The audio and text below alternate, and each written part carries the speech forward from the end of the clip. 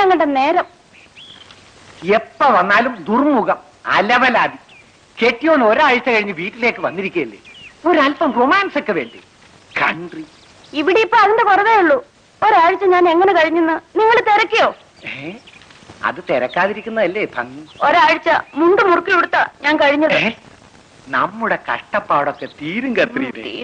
അതിനുള്ള പ്ലാനും കൊണ്ടാ ഞാൻ വന്നിരിക്കുന്നത്. ഞാൻ ഇതൊക്കെ എത്ര കേട്ടതാ. കോഴിക്ക് മുല വന്നത് തന്നെ വരാറായി.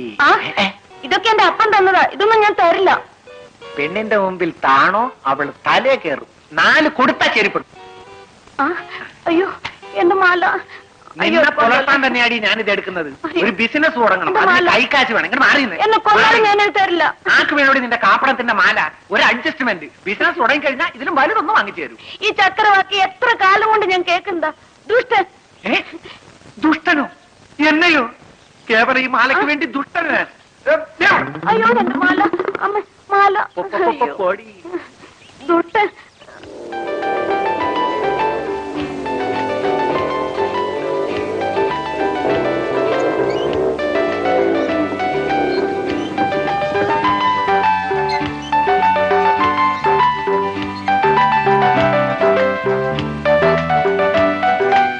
ഉടനെ കാണണമെന്ന് ഫോൺ ചെയ്തല്ലോ, എന്താ കാര്യം? ഒരു സമ്മാനം തരാൻ. ഞാൻ എന്നും ചോദിക്കാറുള്ള സമ്മാനമാണോ?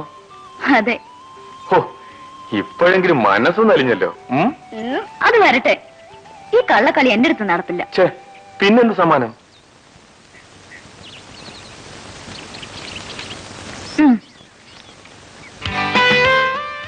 ഞാൻ ചോദിച്ചത് 2 ലക്ഷം.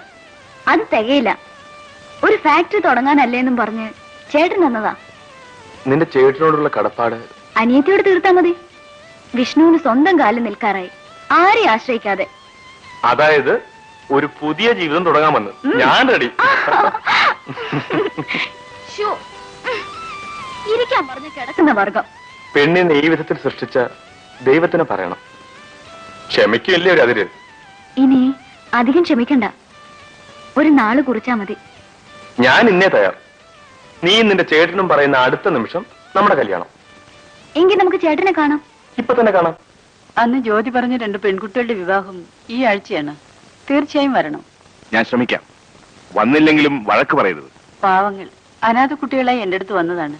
കൊള്ളാവുന്ന 2 ചെറുപ്പക്കാർ അവരെ കല്യാണം കഴിക്കാൻ തയ്യാറായി. സ്ത്രീധനവും കുടുംബ പാരമ്പര്യം ഒന്നും നോക്കാതെ. നമ്മുടെ നാട് നന്നാകുന്ന ലക്ഷണം ഉണ്ടല്ലോ. എന്നാ ഞാൻ ഇറങ്ങട്ടെ. ജ്യോതിയോടെങ്കിലും കല്യാണത്തിന് വരാൻ പറയണം. പറയാം മദർ.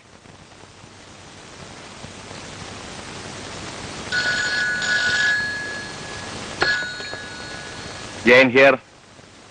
ഞാൻ ഉടനെ എത്താം. പിന്നെ നമ്മുടെ മദർ അൽഫോൺസ് വന്നിരുന്നു ഓർഫനേജിലെ കുട്ടികളുടെ കല്യാണം വിളിക്കാൻ. എടി പെണ്ണെ, കിടന്ന് ബഹളം വെക്കാതെ. ഞാൻ വരാൻ ഇത്തിരി ലേറ്റ് ആയാലും അവൻ നിന്നെ ഇട്ടേച്ച് പോവില്ല. ഇനി അഥവാ അവൻ പോയാലും അവനെ തൂക്കിയെടുത്ത് നിന്റെ മുമ്പിൽ കൊണ്ടുവന്നിരുന്ന കാര്യം ഞാൻ ഏറ്റു. പോരെ? ഇതാ ഞാൻ എത്തിക്കഴിഞ്ഞു. ഓക്കെ.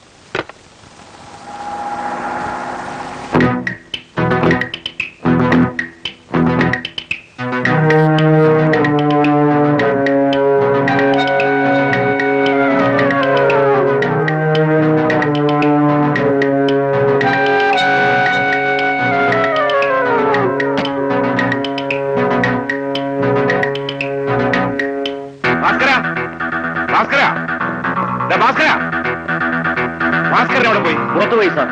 അപ്പൊ നീ എന്റെ കൂടെ വാ.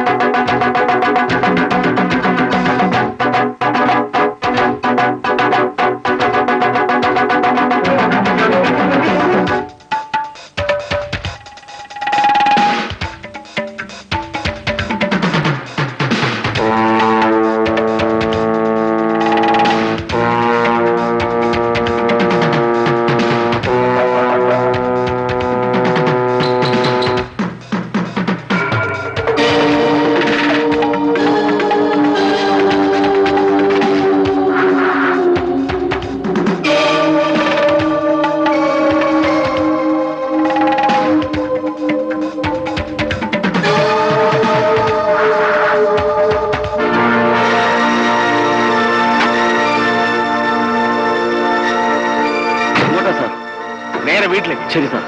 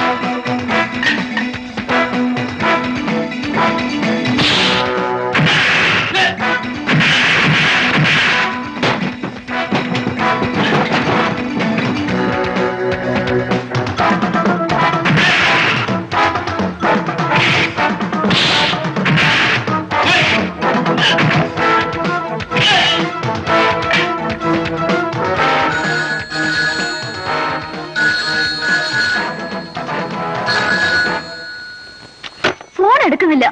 മനഃപൂർവ്വമായിരിക്കും. നിന്റെ ചേട്ടൻ പെങ്ങൾക്ക് വേണ്ടി പണമുണ്ടാക്കുന്ന തിരക്കിലായിരിക്കും. ഊണില്ല, ഉറക്കമില്ല, 24 മണിക്കൂറും തിരക്ക്. വിഷ്ണു, നമുക്ക് ചേട്ടന്റെ ഓഫീസ് വരെ പോവാം. ഞാൻ ചെവിക്ക് പിടിച്ച് പൊക്കിക്കൊണ്ട് വരും. കണ്ടോ?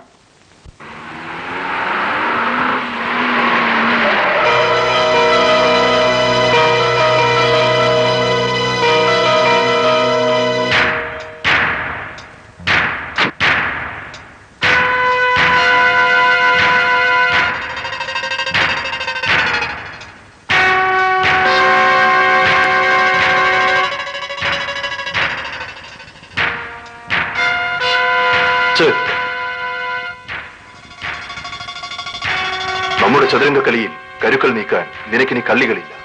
അടിയറവ് പറയുകയല്ലാതെ വേറെ വഴിയില്ല. എവിടെയാ ഡയമണ്ട്? പറയടാ, പറയടാ, പറയടാ.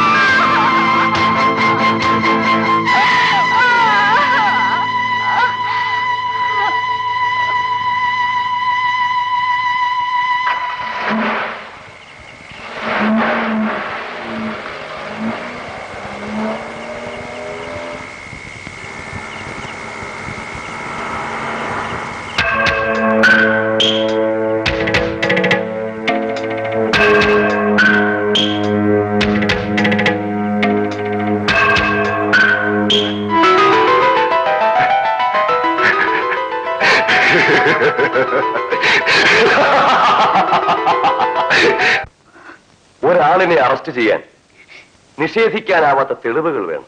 ഗജരാജ് എന്റെ ചേട്ടനെ ക്രൂരമായി കൊല്ലുന്നത് ഞാൻ നേരിട്ട് കണ്ടതാണ് സാർ. Hello, CI speaking. വേണ്ട പോലെ ചെയ്യാം. Okay okay, see you. വരൂ.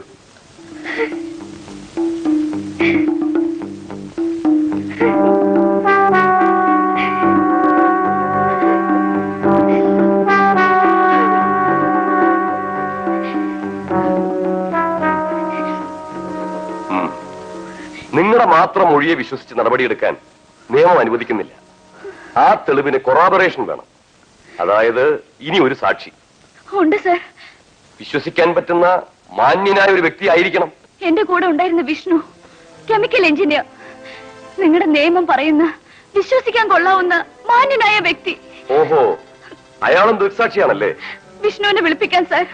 ഞാൻ പറഞ്ഞതൊക്കെ അക്ഷരം പ്രതി സത്യമാണെന്ന് വിഷ്ണു പറയും. ധൃതി പിടിക്കാതെ. നിയമത്തിന് അതിന്റേതായ ചില നടപടിക്രമങ്ങളൊക്കെ ഉണ്ട്. ഇവരുടെ സ്റ്റേറ്റ്മെന്റ് ഒപ്പിട്ട് വാങ്ങും.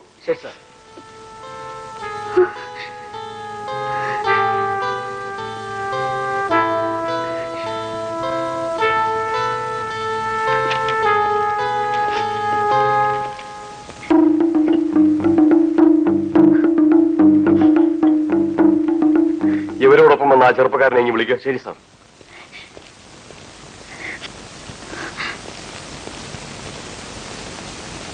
ഇവർ പറഞ്ഞ മിസ്റ്റർ വിഷ്ണു അല്ലേ? അതെ sir. Thank you. Miss Jyothi, അവരുടെ ചേട്ടൻ കൊല ചെയ്യപ്പെട്ടതിന് ദൃക്സാക്ഷിയാണെന്ന് സ്റ്റേറ്റ്മെന്റ് തന്നിരിക്കുന്നു. ശരിയാണ് സാർ. ജ്യോതി മാത്രമല്ല, ഞാനും എന്ന് ദൃക്സാക്ഷിയാണ്. മിസ്റ്റർ ഗജരാജാണ് കൊലപാതകി എന്നും സ്റ്റേറ്റ്മെന്റിലുണ്ട്. ഗജരാജും ജയനും ബദ്ധശത്രുതയിലാണെന്ന് ജ്യോതി എന്നോടും പറഞ്ഞിട്ടുണ്ട്. അപ്പോ ജ്യോതിക്കും ഗജരാജിനോട് ശത്രുത കാണുമല്ലോ? തീർച്ചയായും. ഗജരാജ് ജയനെ കൊല്ലുന്നത് നിങ്ങൾ നേരിൽ കണ്ടോ? ഇല്ല സാർ. പിന്നെ ഞങ്ങൾ കാറിൽ വരുമ്പോ ജയൻ റോഡിൽ മരിച്ചു കിടക്കുന്നു. അതാണ് ഞാൻ കണ്ടു എന്ന് പറഞ്ഞത്. വിഷ്ണു, കൊല നടക്കുന്നത് ജ്യോതി നേരിൽ കണ്ടു എന്ന് പറയുന്നത്? ജ്യോതി കണ്ടിരിക്കാം, പക്ഷേ ഞാൻ കണ്ടില്ല. ഞാൻ കാണുമ്പോൾ ജയൻ റോഡിൽ മരിച്ചു കിടക്കുന്നു. കുറെ ആളുകൾ ഒരു കാറിൽ സംഭവ സ്ഥലത്ത് നിന്നും രക്ഷപ്പെടുന്നു. അത് ആരാണെന്ന് തിരിച്ചറിഞ്ഞില്ലേ? ഇല്ല, സംഭവ സ്ഥലത്ത് നല്ല ഇരുട്ടായിരുന്നു. ഒന്നും വ്യക്തമായി തിരിച്ചറിയാൻ കഴിഞ്ഞില്ല.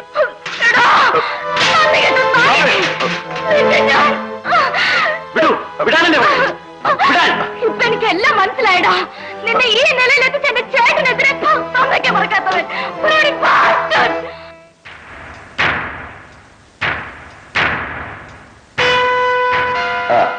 പയ്യൻ ബുദ്ധിമാനാ. SIയെ കൊണ്ട് കാര്യം പറയിപ്പിച്ചപ്പോ സംഗതിയുടെ ഗൗരവം മനസ്സിലാക്കി. നിങ്ങളെയൊക്കെ വെറുപ്പിച്ചിട്ട് ഈ നാട്ടിൽ ജീവിക്കാൻ പറ്റുമോ? മിടുക്കൻ, ജീവിക്കാൻ പഠിച്ചവൻ.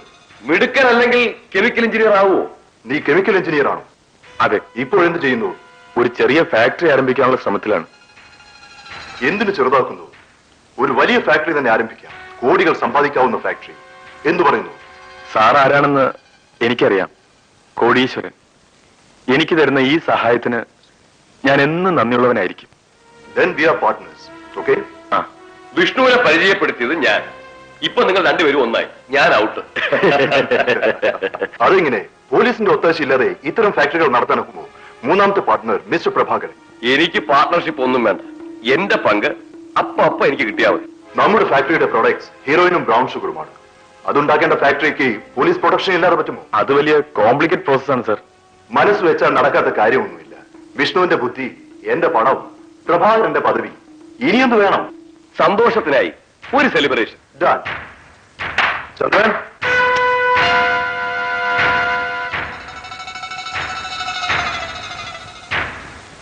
for the success of our venture, okay? Cheers.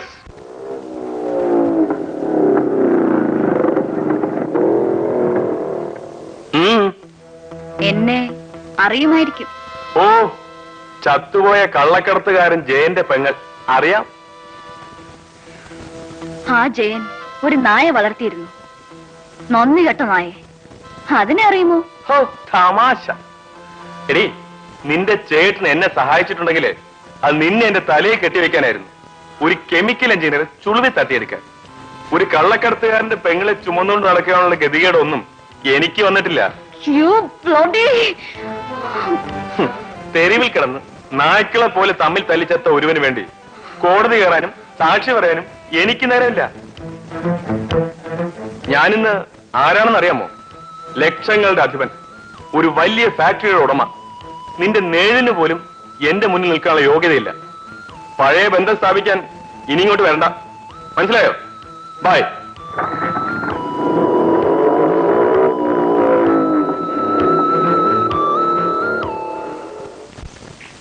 ശത്രു ചതിക്കും, പക്ഷെ സ്വന്തമെന്ന് കരുതിയ വിഷ്ണുവിന്റെ വഞ്ചന. അവനെ നശിപ്പിക്കണമെന്ന് നിന്നേക്കാൾ കൂടുതൽ വാശിയും വൈരാഗ്യം എനിക്കുണ്ട്. എന്നിട്ടും അടങ്ങിയിരിക്കാൻ എന്നെ നിർബന്ധിക്കുന്നത്? അടങ്ങിയിരിക്കാനല്ല ഞാൻ പറഞ്ഞത്, അവസരം കാത്തിരിക്കാനാ. അവനെ എതിർക്കാൻ ശക്തമായൊരു സംഘടനയുടെ പിൻബലം വേണം. മുള്ളുകൊണ്ട് തന്നെ എടുക്കണം. ജയന്റെ സ്ഥാനത്ത് ഇനി നീ ആയിരിക്കണം. മുങ്ങുന്ന കപ്പലിൽ നിന്ന് രക്ഷപ്പെടണം. അതാണ് ബുദ്ധി. അത് നന്ദി കേടാവില്ലേ? ജയൻ സാർ നമ്മളെ സഹോദരന്മാരെ പോലെ സ്നേഹിച്ചതല്ലേ? ചെകുത്താന്റെയും കടലിന്റെയും നടുവിലാണ് നമ്മൾ. ഒരു വശത്ത് പോലീസ്, മറുവശത്ത് ഗജരാജിന്റെ ഗുണ്ടകൾ. തടി തപ്പാൻ ഒറ്റ വഴിയേ ഉള്ളൂ. എന്തു വഴി?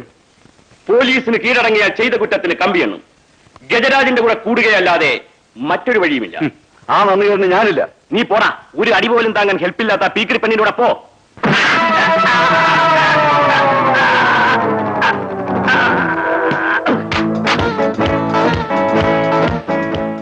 വിശ്വാസമില്ലാത്തത് ആർക്കാണെന്ന് ഇപ്പൊ മനസ്സിലായില്ലേ?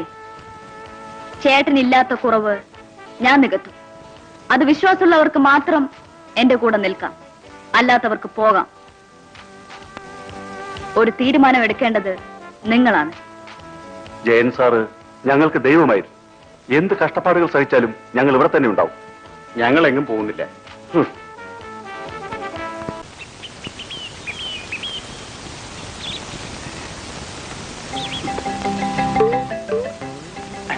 അപ്പോഴേ വരുത്തനാണോ?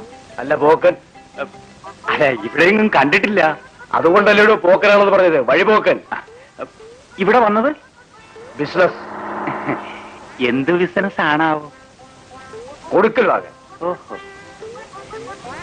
അതായത് വില കുറച്ച് കിട്ടിയാൽ എന്തും വാങ്ങും, കൂട്ടി കിട്ടിയാൽ എന്തും കൊടുക്കും. എന്തും എന്തും. തേടിയ വള്ളി കാലിച്ചുറ്റി. വള്ളിയോ വെള്ളിയോ? നല്ല അസൽ തങ്കം. കൈവശമുണ്ടോ? എന്താ വേണോ? വില കുറച്ച് കിട്ടിയാൽ മാർക്കറ്റ് റേറ്റിലും കുറച്ചായാലോ? അപ്പൊ കച്ചവടം ഉറപ്പ്. Well done. വന്നാട്ടെ വന്നാട്ടെ.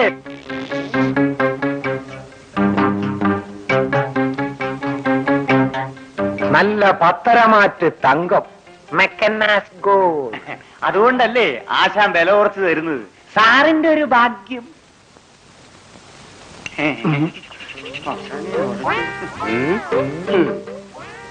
നല്ല പത്തരമാറ്റ് ഈയം. ഇങ്ങോട്ട് മാറി നിൽക്കണ രണ്ടുപേരും റാസ്കൽസ്. അധികാരം പറച്ചിൽ കേട്ടാ വലിയ പോലീസാണെന്ന് തോന്നുന്നു. തൊപ്പിയില്ല പോലീസ്. തൊപ്പി ഉണ്ടോ ഇല്ലെന്ന് ഞാൻ കാണിച്ചിടാടാ. അയ്യിരുന്നിട്ടോ. എടാ കഴിവേറി കള്ളസ്വർണം വിൽക്കാൻ കണ്ടത് പോലീസിനാണോടാ? നീ എന്നെ കിണ്ടിക്കും. രണ്ടും മിണ്ടിപ്പോരുത്. തൊണ്ടി ചെയ്തവാൾ അറസ്റ്റ്. നിങ്ങളെപ്പറ്റി നിറയായി കംപ്ലൈന്റ്. മസ്തിയിലൊന്നും തപ്പാനിറങ്ങിയതാ. CBI style. ആദ്യത്തെ വീശിൽ നിന്ന് മെയിൻ വലയിൽ കിടക്കുക രണ്ട് സ്റ്റേഷനിലേക്ക്. അതെ, അതൊക്കെ ഇരുകൂട്ടർക്കും ബുദ്ധിമുട്ടല്ലേ സാറേ? ഒരു കോംപ്രമൈസ് ആയാലോ? എങ്ങനെ? സാറിന്റെ ബുദ്ധിമുട്ടിനുള്ള കോമ്പൻസേഷൻ ആശാൻ തരുന്നു. സാറ് കോംപ്രമൈസ് ആവുന്നു. കോമ്പൻസേഷൻ കംഫർട്ടബിൾ ആണെങ്കിൽ കോംപ്രമൈസ് ചെയ്യാൻ വിരോധമില്ല. ഓക്കെ. സാർ ഒറിജിനൽ പോലീസ് തന്നെ. അതെ. ഹെൽപ്പ് പണ്ണണം. വേണ്ട വേണ്ട വേണ്ട. ശരി.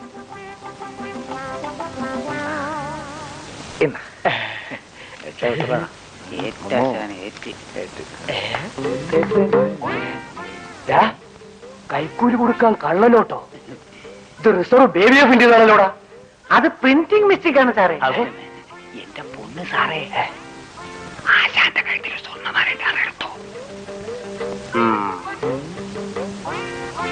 രക്ഷപ്പെടണമെങ്കിൽ കഴിച്ച കിടക്കുന്ന മാലയങ്ങൂര്. എന്റെ പൊന്ന് സാറേ, അത് മാത്രം പറയരുത്. പട്ടിണി കിടന്നാൽ കൂടെ പണയം വെക്കാത്ത മാലയാ. മരിച്ചുപോയ എന്റെ അമ്മ തന്നതാ. അത് ഞാൻ ഊരുമില്ല. എങ്കിൽ വേണ്ട. മാലയും കഴുത്തിലിട്ടോണ്ട് കമ്പിയാണ്. അയ്യോ, അതേതായാലും വേണ്ട. മീശ പറിക്കലും മൂത്രം കുടിപ്പിക്കലും അയ്യോ ഓർക്കാനേ വയ്യ. മാല തരാ. എടാ അമ്മൂ, നിനക്ക് ഞാൻ വെച്ചിട്ടുണ്ട്. അമ്മാ അമ്മാ, മണ്ണിച്ചുങ്ങമ്മാ, വേഗം എടുക്കടാ മാല. ഇന്ന മേലാളിയിൽ ഏരിയയിലെങ്ങാനും രണ്ടിനെയും കണ്ടാൽ ഇല്ല സാറേ, ഒന്നിങ്ങ് വന്ന് ഈ കൂളിംഗ് ഗ്ലാസ് കൊണ്ടുപോയിക്കോ. പോ.